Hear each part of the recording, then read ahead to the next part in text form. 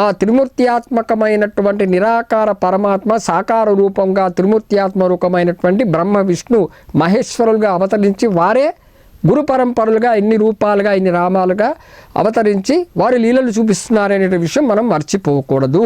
ఈ రెండు కూడా చూడండి ఒకే మనకు కనబడుతుంది. అంటే పరమాత్మ ఈ విధంగా చూపిస్తున్నారనే విషయం మనం మర్చిపోకూడదు. మరి ఇప్పుడు స్వామి సమర్థ అక్కలకోట మహారాజు గారి విషయాన్ని కనుక వస్తే బాలప్ప ఆ విధంగా కాగితం చూసి దాని మీద తొందరపడవద్దు అని ఉంది కదండి, అది చదువుకున్నాడు. చదువుకొని అతడు 2 నెలలు అలాగే గానగాపురంలోనే ఉండి సాదరలోనే ఉన్నాడు. అతను చేసుకున్నటువంటి గురుచరిత్ర చదువుకోవటము, మరి అక్కడ అమరజ భీమాలో స్నానం చేయటము, మధ్యాహ్నము మరి భిక్ష చేసుకోవటము, రాత్రి దేవాలయంలో పడుకోవటం, ఇలా దత్తుని యొక్క సాంగత్యంలోనే ఉన్నాడు. కలలో మరి అక్కలకోటకు వెళ్ళు అని చెప్పినప్పటికీ తిరిగి అతని నిద్ర నుంచి మేలుకోగానే అతను ఆ కాగితాన్ని చూసి అది చదువుకుని అదే విధంగా ఉన్నాడు. ఆయన సాధు అక్కడే ఉండిపోయాడు. 2 నెలలు తొందరపడద్దు కదా అని అలాగే 2 నెలలు ఉండిపోయాట. ఇలా ఉన్న తర్వాత మళ్ళీ దత్తాత్రేయ స్వామి వారు బాలప్పకి కలలో కనిపించారట. స్వప్న దర్శనం ఇచ్చారు. ఇచ్చి మళ్ళీ అక్కలకోటకు వెళ్ళమని ఆజ్ఞాపించారు స్వామివారు. ఈ 2 నెలల తర్వాత తిరిగి అదే స్వప్నాన్ని చూపించారు స్వామివారు. మరి మర్నాడే బాలప్ప ఆ పరమాత్మని యొక్క ఆజ్ఞ వచ్చిందని వెంటనే అక్కలకోటకు బయలుదేరాటండి. బాలప్ప బయలుదేరి శ్రీరామనవమి పండుగ రోజున రామనవమి పండుగ రోజున అక్కలకోటకి చేరాడు. పర్వదినం రోజున చక్కగా ఎంత అద్భుతమైనటువంటి అవకాశం వచ్చిందో ఆ బాలప్పకి. రామనవమి రోజున చేరాట. మరి బాలప్ప అక్కలకోట చేరిన తర్వాత స్వామి సమర్థని చూచి తన స్వప్నంలో దిగంబరుడుగా దర్శనం 2 సార్లు దత్తాత్రేయ స్వామి వారు ఏ విధంగా కనిపించారో అదే రూపాన్ని శ్రీ స్వామి సమర్థలో చూసుకున్నారాయన. చూసి వెంటనే స్వామివారి పాదాల మీద సాష్టాంగ నమస్కారం చేసుకుని శరణు వేడుకొని సర్వస్వ శరణాగతి కోరుకుని ఎంతో ఆనందం చెందాట ఆ భక్తుడు బాలప్ప. వెంటనే ఆయన సద్గురువు కోసం అన్వేషిస్తున్నాడు కదండి. మరి అలాంటి సద్గురువుని అన్వేషిస్తున్నటువంటి బాలప్ప శ్రీ స్వామి సమర్థ పాదాల మీద పడినప్పుడు ఆయన వెంటనే తన మనసులో అనుకున్నట్ట, వీరే నా సద్గురువు, స్వామి సమర్థ అక్కలకోట మహారాజు గారే నా సద్గురువు అని చాలా సంతోషించడం చేత ఆయన పైకి లేవంగానే బాలప్పను చూసి స్వామి సమర్థ అక్కలకోట మహారాజు గారు చిరునవ్వు నవ్వారట. ఇది స్వామి సమర్థ బాలప్పని ఆ విధంగా మరి అనుగ్రహించి ఆశీర్వదించాడు బాలప్పని. ఇది తర్వాత బాలప్ప సేవ ఎలా ఉండేది? మరి సద్గురు అని భావిస్తే కాదు కదండి. సద్గురు అంటే మరి సామాన్యమైన విషయం కాదు. ఆ చివరికి ఆత్మజ్ఞానాన్ని కూడా ప్రబోధించిన వాడే సద్గురువు. గురువు ఎన్నైనా చెప్తాడు కానీ ఎన్ని సిద్ధులైనా ఎన్ని రకాలైన చేయొచ్చు కానీ ఆత్మజ్ఞానాన్ని బోధించలేని వాడు సద్గురువు కాదండి. మనం మామూలుగా గురువుగా భావించడమే తప్ప సద్గురువు అనేటువంటి వారు చాలా పూర్ణ జ్ఞానులు. వాళ్ళు చివరికి ఆత్మసాక్షాత్కారాన్ని కూడా కలగజేసేటువంటి వారు, వారినే మనం సద్గురువులు అంటారు. అటువంటి వారు ఈ దత్తాత్రేయ పరంపరలో ఇందాక చెప్పుకున్నటువంటి మన శ్రీపాదుల నుంచి మరి గజానన మహారాజు వరకు మనం పేర్లు చెప్పుకున్నాం. వాళ్ళందరూ కూడా సద్గురువులే, పూర్ణ అవతారాలు, వాళ్ళంతా పూర్ణ జ్ఞానులు అనే విషయం కూడా గ్రహించాలి. మరి అలాంటి స్వామి సమర్థ అక్కలకోట మహారాజు గారు మరి సద్గురువు అయినటువంటి అక్కలకోట మహారాజు గారికి బాలప్ప ఏ విధంగా సేవ చేసేవాడు, మరి స్వామి సమర్థ మరి ఆ అనుగ్రహం ఎలా ఇచ్చారనే విషయం ఇప్పుడు తెలుసుకుందాం. మరి బాలప్ప శ్రీ స్వామి సమర్థ అక్కలకోట మహారాజు గారిని ఎంతో భక్తితో సేవ చేసేటండి. ఎందుకంటే మొట్టమొదట చూశాడు కదా, మరి అక్కడికి వచ్చి దిగంబరుడుగా తన స్వప్నంలో దత్తాత్రేయ స్వామి వారు ఏ విధంగా అవతరించారో అదే రూపాన్ని స్వామి సమర్థంలో చూసినప్పుడు నాకు వీరే సద్గురు అని భావన చేత అప్పటి నుంచి సేవ చేసుకుంటున్నాడు అతను బాలప్ప. మరి ఎంత అద్భుతమైన సేవ, భక్తితో సేవ చేసుకుంటున్నట్టు అతను. మరి పూర్తిగా విశ్వసించి నమ్మకంతో సర్వవేళలా నాకు ఈ స్వామి సమర్థయే నాకు సద్గురువు, మరి ఇంకో వేరే అవసరం లేదు అన్నట్టుగా ఎంతో అనన్యమైన భక్తితో అనన్యమైన దృష్టితో శ్రీ స్వామివారికి నిరంతరము కూడా సేవ చేస్తూ వచ్చట బాలప్ప. మరి ఆయన ఏం చేసేవాట, ఆయన సేవ ఎలా ఉండేదంటే పొద్దునే లేచేవాడండి బాలప్ప. లేచి స్నానం చేసేవాడు చక్కగా. స్నానం చేసి మరి స్వామి సమర్థ అక్కలకోట మహారాజు గారు ఉమ్మి వేసుకున్న ఒక పాత్ర ఉండేదండి. ఆయన మాట్లాడుతూ మధ్య మధ్యలో ఆయన ఉమ్మి వేసుకునే పాత్ర ఒకటి ఉంది. ఆ ఉమ్మి వేసుకునే పాత్రను తీసుకొని బాలప్ప స్వయంగా ఎంతో సంతోషంగా మా సద్గురువుదే కదా అనే ఆనందంతో ఆ పాత్రను కడిగేవాటండి బాలప్ప. ఎంత గొప్ప విషయమో చూడండి. ఆ పాత్రను ఉమ్మివేసే పాత్రను కడిగేవాట. అలాగే బాలప్ప స్వయంగా వంట వండేవాట. మాకు సద్గురికి మంచిగా నేను భోజనం పెట్టుకోవాలి అని స్వయంగా ఎంతో నిష్ఠగా వంట వండేవాట. స్వామివారికి తన చేత్తో భోజనాన్ని తినిపించేవాట, పెట్టేవాట. అంత ఆనందం. మరి స్వామి వారికి ఆరాధించాలి కదా, పూజ చేయాలి కదా అని పలు చోట్ల వెళ్ళి పలు రకములైనటువంటి పూలను ఏరుకుని తీసుకుని వచ్చేవాట. స్వామి సమర్థని పూజ చేయడానికి ఆ శిష్యుడు సద్గురుని పూజించడానికి అనేక రకమైనటువంటి పూలని కోసుకొచ్చేవాట.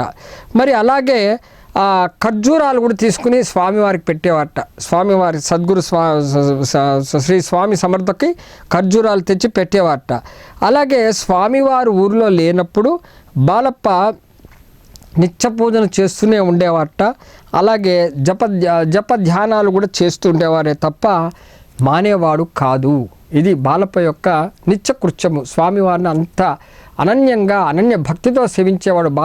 స్వామివారు ఉన్నప్పుడైనా సరే లేనప్పుడైనా సరే అతని సేవలో ఆటంకం ఉండేది కాదు. చక్కగా అంత భక్తితో విశ్వాసంతో మరి సద్గురువు అయినటువంటి తాను సద్గురువు అని స్వామివారిని స్వీకరించాడు కదండి.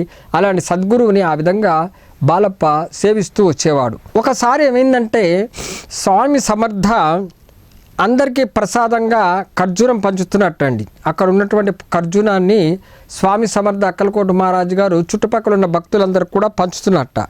మరి ఆ సమయంలో బాలప్ప కూడా అక్కడే ఉన్నాడు ఆ భక్తుల మధ్యలో. అలా వచ్చాడు కానీ అందరికీ ఇస్తున్నాడు కానీ బాలప్పని తప్పించి మిగతా వాళ్ళకి ఇచ్చాడు స్వామి సమర్థ. బాలప్పకి ఇవ్వలేదు. బాలప్పకి ఆ ఖర్జూరం ఇవ్వకుండా అందరికీ పంచట స్వామి సమర్థ. కొంతసేపటికి ఏం చేశారట స్వామి సమర్థ అక్కలకోట మహారాజు గారు 2 ఖర్జూర కాయలను తీసుకొని బాలప్ప చేతిలో పెట్టారు. ఇది జరిగిన కొన్ని నిమిషాలకు పెట్టేమన్నట్ట శ్రద్ధ ఓర్పు కలిగి ఉండు. ఇవి 2 కావాలని స్వామివారు చూపిస్తున్నారు. శ్రద్ధ ఓర్పు కలిగి ఉండాలి అంటే ఆయనలో ఇంకా శ్రద్ధ ఓర్పు బలపడాలనేది సూచిస్తున్నారు స్వామివారు. కాబట్టి ఆ 2 ఖర్జూరాలు పెట్టారు. శ్రద్ధ ఓర్పు కలిగి ఉండు అని సూచించారట. బాలప్ప ఆ ఖర్జూరములను తినబోతుంటే మళ్ళీ స్వామివారు లాక్కున్నారట. ఇచ్చినటువంటి ప్రసాదాన్ని మళ్ళీ వెనక్కి లాక్కున్నారు. అంటే దత్తాత్రేయ స్వామివారు బాలప్పకి 2 ఖర్జూరాలు చేతిలో పెట్టి మరి శ్రద్ధ ఓర్పు కలిగి ఉండని చెప్పి ఈలోగా బాలప్ప ప్రసాదంగా తీసుకుందామని అనుకున్నప్పటికీ కూడా స్వామివారు తిరిగి లాక్కుని వెళ్ళిపోయారట. ఇది మనం గమనించవలసిన విషయం. మరి దత్తాత్రేయుని అవతారమైనటువంటి షిరిడి సాయిబాబా కూడా ఎప్పుడు కూడా తన భక్తుల దగ్గరకు వచ్చినప్పుడు శ్రద్ధా సాబురుని చూపించేవారండి. 2 రూపాయలు దక్షిణ అడిగేవారు షిరిడి సాయిబాబా గారు. మనం ఏమనుకుంటామంటే బాబా ఎప్పుడు కూడా దక్షిణ అడుగుతాడు మరి అనుకుంటామే తప్ప వారికి డబ్బులతో పని లేదండి. ఏ భక్తుడికైనా శ్రద్ధ సబూరి, శ్రద్ధ అంటే విశ్వాసము, సబూరి అంటే సహనము, ఈ 2 కలిగి కోరుకుంటాడు. నిజమైన సద్గురువు కోరేది ఇవే ఏ భక్తుడి దగ్గర నుంచైనా. అందుకని ఇంతక స్వామి సమర్థ అక్కలకోట మహారాజు గారు మొట్టమొదట ఆ ఖర్జూరం అందరికీ పంచుతున్నప్పటికీ బాలప్పకి ఇవ్వకుండా 2 ఖర్జూరాలు ఇచ్చాడు. ఇచ్చి శ్రద్ధ ఓర్పు కలిగి ఉండు అని చెప్పారు. మీరు సాయిబాబా గారు ఏ విధంగా 2 రూపాయలు వచ్చిన వారి దగ్గర దక్షిణ అడిగేవారో శ్రద్ధ సబూరి మరి విశ్వాసము సహనము ఇవి 2 కలిగి ఉండాలి సద్గురువు దగ్గర. ఇవి 2 జత ఏ ఒక్కటి ఉండి మరొకటి లేకపోతే పనికిరాదండి. ఇవి 2 కలిగి ఉండాలి. ఇవి 2 కలిగి ఉంటేనే ఆ సద్గురు మీద దృష్టి కలుగుతుంది. మరి విశ్వాసం బలపడితేనే సహనం వస్తుంది. విశ్వాసం సహనం 2 గట్టిగా ఉంటేనే సద్గురు మీద అనన్య దృష్టి ఏర్పడుతుంది. ఎప్పుడైతే అనన్య దృష్టి సద్గురు మీద పడుతుందో ఆ సద్గురువు ఎదుటిగా ఉన్నటువంటి ఆ శ్రద్ధ సబూరి కలిగినటువంటి ఆ భక్తులు చిన్న తాబేలుగా భావించి కేవలము ఆ సద్గురు చూపు ద్వారా అంటే ఆ పెద్ద తల్లి అయినటువంటి ఆ పెద్ద తాబేలు సద్గురు యొక్క చూపు ద్వారా యువతల ఒడ్డున ఉన్నటువంటి ఈ శ్రద్ధా సబూరి కలిగినటువంటి ఆ పిల్ల తాబేలు మీద దృష్టి పడుట చేత ఏ పాలు కానీ మరి ఏది ఇతర కానీ ఏమి ఇవ్వకుండానే ఆ పిల్ల తాబేలు యొక్క పాలన అన్నీ కూడా సద్గురువే చూస్తాడండి. ఇది అద్భుతమైనటువంటి రహస్యమైన విషయం మనం గ్రహించాలి.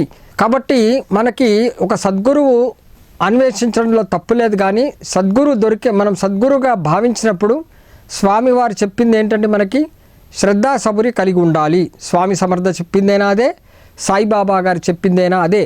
బాలప్ప విషయంలో అదే కదా, ఆయన సద్గురు కోసం అన్వేషించాడు. మరి దత్తాత్రేయుల ఆజ్ఞ మేరకు అతని యొక్క సద్గురు అక్కలకోటలో ఉన్నాడని గ్రహించాడు, సద్గురుగా భావించాడు, సద్గురుగా భావించి సేవ చేశాడు. మరి అంత సేవ చేసిన స్వామివారు బోధించింది ఏంటి?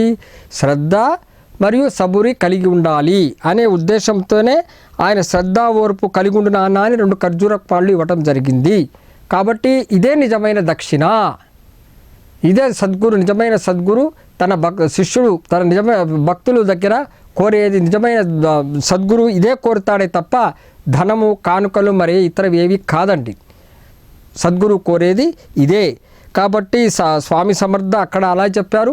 షిరిడి సాయిబాబా గారు కూడా అదే బోధించడం జరిగిందనే విషయము మనం గ్రహించాలి.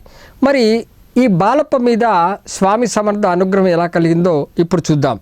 బాలప్ప సేవను మెచ్చి మరి బాలప్ప యొక్క శ్రద్ధ ఓర్పులను గమనించి శ్రీ స్వామి సమర్థ బాలప్పను అనుగ్రహించారటండి.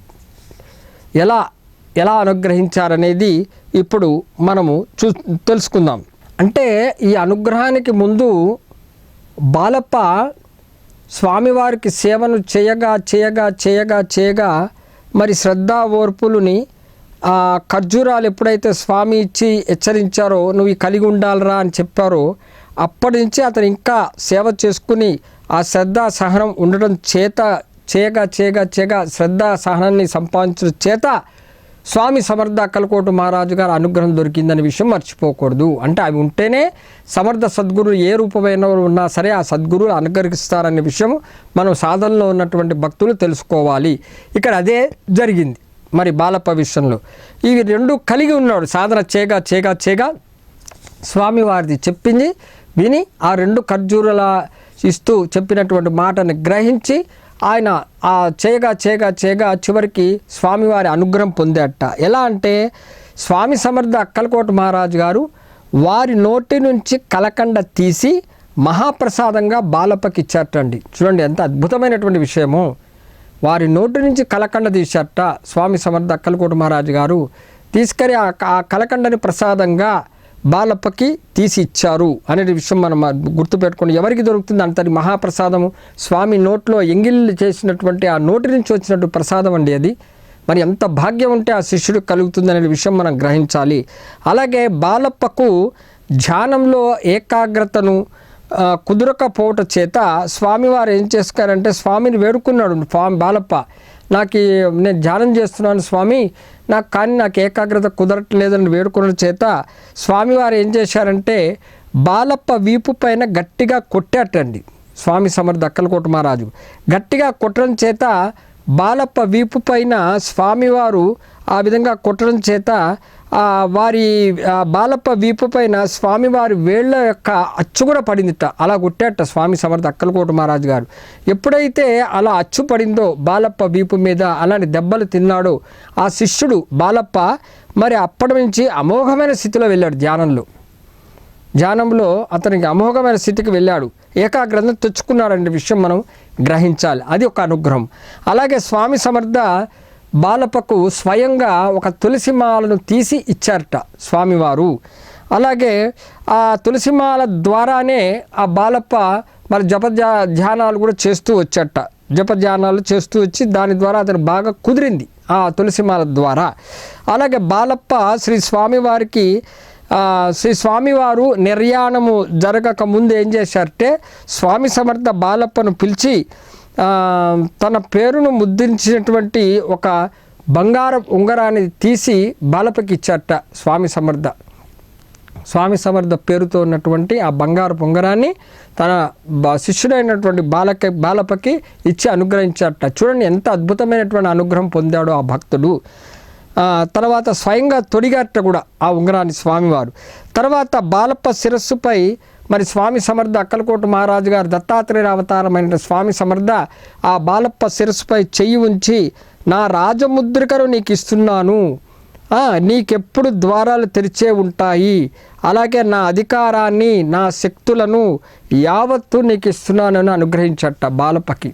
ఎంత ధన్యజీవు ఆ బాలప్ప, మనం మర్చిపోకూడదు. స్వామివారి యొక్క అనుగ్రహం ఎప్పుడు చేయండి ఇవన్నీ శ్రద్ధా సబురి, శ్రద్ధా ఓర్పు కలిగి ఉండడం చేత ఆ 2 ఖర్జూరాలు పట్టుకున్నాడు. అతను పట్టుకోవడం చేత సద్గురువు చేరువై అనుగ్రహించాడు. ఇన్ని అనుగ్రహాలు కలగజేశాడనే విషయం మనం గ్రహించాలి. కాబట్టి మనం కూడా ఏ సాధన చేసేవాడైనా, ఏ భక్తుడైనప్పటికీ కూడా ఇవి కలిగి ఉండాలి. సాధన ఇదే మనకి శ్రద్ధ ఓర్పు కలిగి ఉండాలనే విషయం మనం మర్చిపోకూడదు. కాబట్టి శిరస్సు మీద చేతి ఉంచి స్వామివారు రాజముద్రికను నీకు ఇస్తున్నాను, నీకు ఎప్పుడు కూడా ద్వారాలు తెరిచే ఉంటాయి, నా అధికారాన్ని నా శక్తులని సర్వం నీకు దారపోస్తున్నాను చెప్పేట. ఎంత అద్భుతమైనటువంటి ఆశీర్వచనమో మనం గ్రహించవలసిన విషయము. అలాగే స్వామి సమర్థ అక్కలకోట మహారాజు గారు బాలప్పని ఆలింగనం చేసుకున్నట్ట. మనము శ్రీరామచంద్రుని యొక్క అవతారంలో చూస్తామండి. చివరిలో రామచంద్రుడు మరి ఆంజనేయ స్వామి వారు సీత అన్వేషణ కోసము వెళ్తాడు. సుందరాకాండ అందులో అంతా వస్తుంది మనకి. సీతను అన్వేషించి ఆ జాడని చెప్పిన తర్వాత రాముల వారు వెళ్ళి మరి లంకలో రాక్షసులందరినీ కూడా సంహరించి, రావణాసుని సంహరించి మరి సీతని మరి జాడ తెలుసుకుని సీతను తీసుకొచ్చే ఒక మార్గం ఆంజనేయ స్వామి ద్వారా తెలుసుకోవడం చేత ఆనందము పడి ఆంజనేయ స్వామి సాక్షాత్తు ఆ మహావిష్ణువు మరి ఆంజనేయ స్వామిని ఆలింగనం చేసుకుంటాడండి. చేసుకుని ఇంతకంటే నీకేమి ఇవ్వాలి అంటట స్వామివారు. ఇక్కడ బాలప్ప విషయం కూడా అదే అని మనం గ్రహించాలి. స్వామి సమర్థ దత్తాత్రేయుల వారు స్వయంగా ఆ బాలప్పని ఆలింగనం చేసుకున్నాడు. అంతకంటే గొప్ప భాగ్యశాలి ఎవరుంటారు అనేది మనం గ్రహించాలి. ఎవరు ఉండరు. అలాగే స్వామి సమర్థ అక్కలకోట మహారాజు గారు వారి మెడలో మనం చెప్పుకున్నాం కదండి, అనేక మాలలు ఉంటాయి, తులసి మాలలు, రుద్రాక్ష మాలలు ఉంటాయని చెప్పుకున్నాం కదా. అందులోంచి ఒక మాలను తీసేట స్వామివారు. చేసి రుద్రాక్ష మాలను తీసి స్వామివారు వారి యొక్క స్వహస్తాలతో బాలప్ప మెడలో వేశారు. ఇదొక అనుగ్రహం. ఎంత అద్భుతమైనటువంటి అనుగ్రహం చూడండి. తర్వాత శ్రీ స్వామి సమర్థ వేసుకునేటువంటి ఒక చొక్కా, అలాగే ఒక కౌపీన్యము స్వామివారు స్వయంగా తెచ్చి బాలప్పకిచ్చి అనుగ్రహించారట. మరి అలాగే ఒక జెండా కూడా తీసుకుని వచ్చి ఇచ్చారట స్వామి సమర్థ అక్కలకోట మహారాజు గారు బాలప్పకి ఇచ్చారు. తర్వాత శ్రీ స్వామివారు ఇంకో అద్భుతమైనటువంటిది ఏకానికి ఇచ్చారంటే, అనుగ్రహం ఇచ్చారంటే, వారి నోటి నుంచి ఆత్మపాదుకలను తీసి దత్తాత్రేయుల స్వామి వారి యొక్క నోటి నుంచి కలకండ ఇందాక తీశారు. ఇప్పుడు ఏం తీశారు? పాదుకలను, ఆత్మపాదుకలను తీసి ఆ ఆత్మపాదుకలను కక్కి స్వామివారు వాటిని స్వయముగా బాలప్పకి ఇచ్చి అనుగ్రహించారట. ఎంత జన్యజీవి అండి. మరి శ్రద్ధాసాబూరి పట్టుకున్న వాళ్ళకి పరమార్థం దొరుకుతుందంటే ఇదే పరమార్థం ఇస్తాడు. మనం శ్రద్ధాసబురితో గట్టి విశ్వాసం ఉంటేనే సహనం కలుగుతుంది. తద్వారా మన సద్గురు మీద అనన్య దృష్టి కలుగుతుంది, అనన్య భక్తి కలుగుతుంది. అప్పుడే పరమాత్మ మనకి చేతికిస్తాడు. పరమార్థ పక్కన కూర్చునే అవకాశం అంటే ఈ బాలప్ప ఆయన 2 ఖర్జూరాలు పట్టుకున్నాడు కదండి. అలాగే బాబా కూడా చెప్తూ ఉంటారు కదా, 2 రూపాయలు పట్టుకుంటారా అని దక్షిణ అడుగుతారు కదా. సద్గురు కోరేది ఇదే. నిజమైన సత్యమైన సద్గురువు తన శిష్యుడి నుంచి కోరినది ఈ శ్రద్ధా సబురియే తప్ప మరి ఏ ఇతర ధనం కాదు, కానుకలు కాదు, మరి ఏది కాదు అనే విషయము మనము దీని ద్వారా నేర్చుకోవాలి. మరి ఇప్పుడు ఇంతటి గొప్ప భక్తుడైనటువంటి బాలప్ప ఆ విధంగా అనుగ్రహం స్వామివారు ఇచ్చినప్పటికి కూడా బాలప్పలో ఒక లోపం ఉండేదండి. అదేమిటంటే కులమతాలని పట్టించుకునేవాడు. అలా కుల భేదాలు ఉండకూడదని, పాటించుట సరి అనేది కాదని, తప్పని స్వామి సమర్థ అక్కలకోట మహారాజు గారు బాలప్పకి బోధించారు, గురూపదేశం చేశారు. అది ఏమిటనేది ఇప్పుడు చూద్దాం. మరి బాలప్ప స్వామి సమర్థకు వారు చూపినటువంటి అనుగ్రహము, వారు ఇచ్చినటువంటి ఆశీర్వచనం చూసిన తర్వాత అతి ముఖ్యమైన భక్తుడు అని మనకి విషయం అర్థమైపోయింది. కాబట్టి ఎందుకంటే ఎన్నో కానుకలను స్వామి సమర్థ వారి యొక్క స్వహస్తాలతో స్వామివారు ఆ నిజభక్తుడైనటువంటి బాలప్పకి ఇచ్చి ఆశీర్వదించారు, అనుగ్రహించారు. వారి యొక్క ఆత్మ పాదుకలనే కక్కిచ్చారు అంటే అంతకన్నా గొప్ప విషయమే ఉంది అనే విషయం మనం గ్రహించాలి. అయితే ఒకసారి బాలప్ప శ్రీ స్వామివారు ఏం చెప్పారంటే, బాలప్పకి ఒక శూద్రునింటికి వెళ్ళి నీళ్ళని తీసుకురా అని చెప్పారట శిష్యుడైనటువంటి బాలప్పకి. ఇది గమనించదగలసిన విషయం. మరి ఈ బాలప్ప మడిగట్టుకుని ఉన్నవాడు ఈయన. మరి ఆ బాలప్ప ఒక్కసారిగా స్వామివారు చెప్పినటువంటి మాట విని కొంచెం ఇబ్బంది పడ్డాడు. మరి మడి కట్టుకుని ఉన్నాను కదా, అక్కడికి పోయి నేను ఎలా నీళ్లు తీసుకురావాలి, ఆ శూద్రుని ఇంటికి వెళ్ళి మంచినీళ్ళు ఎలా తీసుకురావాలి అనేటువంటి ఒక సంకోచం అతని మనసులో ఏర్పడింది. మరి అలాంటి సమయంలో స్వామి సమర్థ వారి యొక్క భక్తుని బాలప్ప మనసులో ఉన్నటువంటి సంకోచాన్ని గ్రహించి ఏం చెప్పాడంటే, భగవంతుని దృష్టిలో అందరూ సమానులే, వెళ్ళి నీరు తీసుకురా పో అని మందలించారట బాలప్పని స్వామి సమర్థ. అక్కలకోట మహారాజు గారు దత్తాత్రేయ స్వామి వారు గట్టిగా తిట్టారు బాలప్పని. చూడండి, అంత అనుగ్రహం ఇచ్చినప్పటికి కూడా తప్పు చేస్తే స్వామివారు పరమాత్ముడు పట్టుకుంటాడండి. ఇది మనం గ్రహించవలసిన విషయము. అలాగే బాలప్పని పట్టుకున్నాడు. అతని యొక్క ఇలాంటి మానసిక స్థితులు ఇలాంటి కొన్ని ఉన్నాయి, అవి కూడా పోవాలనేది యొక్క స్వామివారి యొక్క ఉద్దేశం. మరి ఇట్లాంటి భావన ఉండుట చేత అది తొలగించడానికే స్వామివారు గట్టిగా అన్నట్ట, భగవంతుడి దృష్టిలో అందరూ సమానులే, నీరు తీసుకునిరా పో అని మందలించట స్వామి సమర్థ అక్కలకోట మహారాజు గారు. వెంటనే బాలప్ప స్వామి సమర్థ చెప్పినట్టుగా ఆ శూద్రుని ఇంటికి వెళ్ళి మరి ఆ బావిలో నుంచి నీరు తోడుకుని ఆ నీరుని తీసుకుని వచ్చారట స్వామి సమర్థకి. అప్పుడు స్వామి సమర్థ బాలప్పని చూసి ఈ విధంగా బోధించారట, ఏంటంటే కులభేదాలు పాటించుతా తప్పని, సర్వజీవులలో ఆ పరమేశ్వరుని సర్వజీవులు కూడా ఆ పరమేశ్వరుని యొక్క బిడ్డలే అని వారికి అందుచేత వారిని అందరినీ కూడా ప్రేమతో చూడవలెను, అంతేగాని భేదభావం ఉండకూడదు అని స్వామి సమర్థ అక్కలకోట మహారాజు గారు తన భక్తులైనటువంటి బాలప్పకి బోధించారు. అంటే కులభేదాలు చూడటం అనేది తప్పు అని చెప్పారు స్వామివారు. ఎందుకంటే సర్వజీవులు కూడా పరమాత్ముని యొక్క పరమేశ్వరుని యొక్క బిడ్డలే కాబట్టి అటువంటి వారిని ప్రేమతో మనం పలకరించాలి, చూడాలి, అంతేకాని భేదభావం పెట్టుకోకూడదు అనేటువంటి ఒక గొప్ప రహస్యాన్ని స్వామివారు ఆ బాలపైకి చెప్పడం జరిగింది.